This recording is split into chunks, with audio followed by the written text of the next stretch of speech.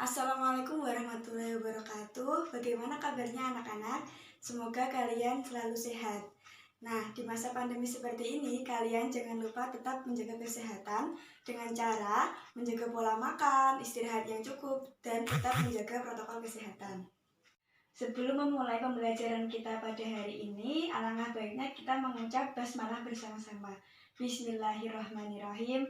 Semoga pembelajaran kita berjalan dengan lancar dan ilmu yang kalian dapatkan bermanfaat.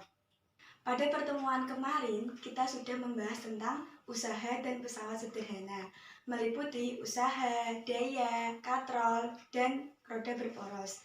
Selanjutnya, kali ini kita akan mempelajari tentang dua jenis pesawat sederhana lainnya, yaitu tuas atau pengungkit dan bidang miring, serta prinsip kerja sederhana pada sistem gerak manusia.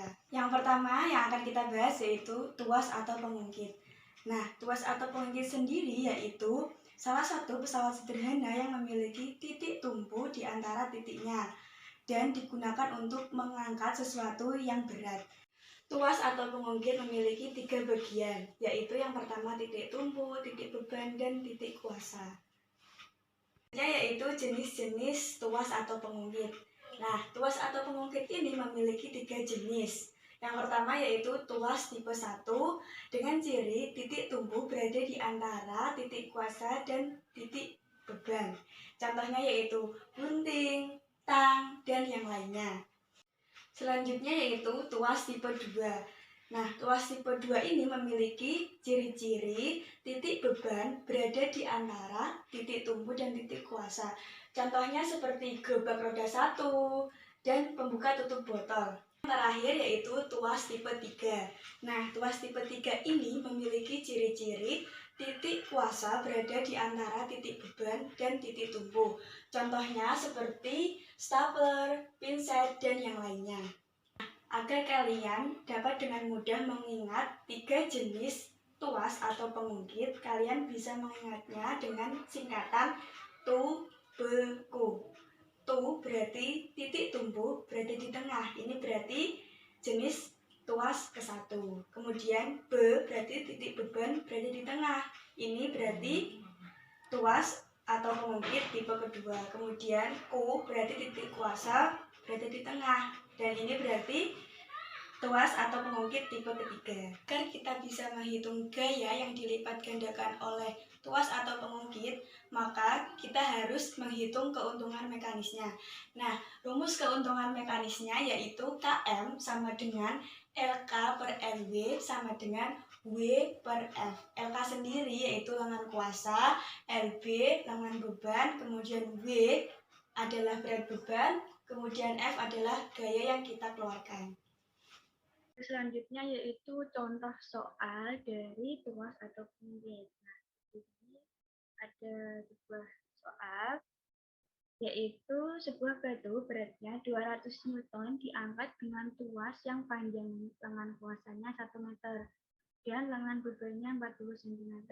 Hitunglah besar gaya kuasa dan keuntungan mekanisnya. Nah, di sini sudah diketahui yaitu berat batunya 200 Newton, kemudian panjang lengan kuasanya 1 meter, lalu lengan bebannya 40 cm. Dan yang ditanyakan yaitu gaya kuasa atau F dan keuntungan mekanisnya. Nah, ini kan LK-nya 1 meter. Dijadikan cm terlebih dahulu, yaitu menjadi 100 cm. Kemudian LB-nya 40 cm. Ditanya F-nya gaya besar gaya kuasa dan keuntungan mekanisnya. Lalu kita jawab dengan memasukkan persamaan dari tuas atau pengungkit yang sudah Ibu jelaskan tadi, yaitu W kali LB sama dengan F kali LK. W-nya berapa? 200, tinggal dimasukkan 200. LB 40 dimasukkan 40. Kemudian yang ditanya sama dengan F yang ditanyakan dikali LK 100 cm. 200 kali 40 jadinya 8.000 sama dengan F kali 100. Lalu F pindah ruas ke kiri dan 8.000 pindah ruas ke kanan, jadinya F sama dengan 8.000 per 100, hasilnya 80 Newton. Kemudian yang B yaitu dicari keuntungan mekanisnya. Rumus keuntungan mekanis yaitu LK per LB atau W per F. Nah, berhubung di sini sudah diketahui lengan kuasa dan lengan bebannya, maka tinggal kita masukkan saja LK-nya 100 cm per LB 40 cm. Hasilnya 25. Mohon maaf, 2,5. Nah, selanjutnya yaitu jenis pesawat sederhana yang terakhir adalah bidang miring. Bidang miring sendiri ialah suatu lintasan yang memiliki kemiringan tertentu dan membentuk sudut pada permukaan mendatarnya. Contoh dari penerapan bidang miring yaitu seperti pisau, paku, tangga, jalan di pegunungan, dan masih banyak lagi. Selanjutnya yaitu persamaan bidang miring, yaitu F kali S sama dengan W kali H, sehingga keuntungan mekaniknya dapat dihitung dengan rumus Km sama dengan W per F sama dengan S per H, di mana W yaitu beban, F gaya, kemudian S yaitu panjang bidang miring, dan H tinggi bidang miring. Kemudian yaitu contoh soal dari penerapan bidang miring. Perhatikan gambar bidang miring berikut ini, berapa F dan KM-nya. Nah, di sini ada gambar sebuah balok yang diangkat menggunakan bidang miring. Diketahui W-nya 500 Newton, berat baloknya 500 Newton. Kemudian jarak bidang miringnya, S-nya, jarak kemiringannya ini 10 meter. Kemudian tinggi bidang miringnya 2 meter. Lalu ditanya F dan keuntungan mekaniknya. Lalu jawabannya yaitu pertama kita masukkan dulu persamaan bidang miringnya yaitu W kali H sama dengan F kali S. W-nya berapa? W-nya 500, tinggal dimasukkan 500. W-nya 2 meter dikali 2, 500 kali 2, 1000. Kemudian F-nya yang ditanya kali S-nya berapa? 10, dimasukkan F kali 10.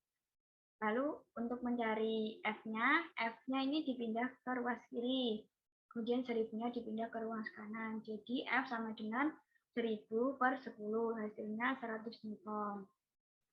Kemudian untuk mencari keuntungan mekaniknya, karena di sini sudah diketahui S dan H-nya tinggal kita masukkan saja S per H sama dengan 10 per 2 sama dengan 5. Jadi keuntungan mekanisnya 5. Nah, dari jenis pesawat sederhana yang Ibu sebutkan tadi, dapat kita terapkan pada sistem gerak manusia. Dapat dilihat di gambar, ini adalah orang yang sedang melakukan smash saat bermain bulu tangkis. Nah, ketika orang tersebut mendongak, ini terjadi prinsip pesawat sederhana tuas jenis pertama karena dia menggunakan otot leher sebagai titik tumbuh.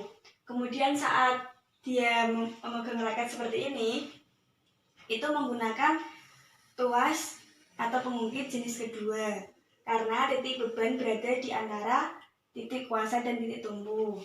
Selanjutnya yang terakhir yaitu ketika kita menjinjit seperti pada gambar.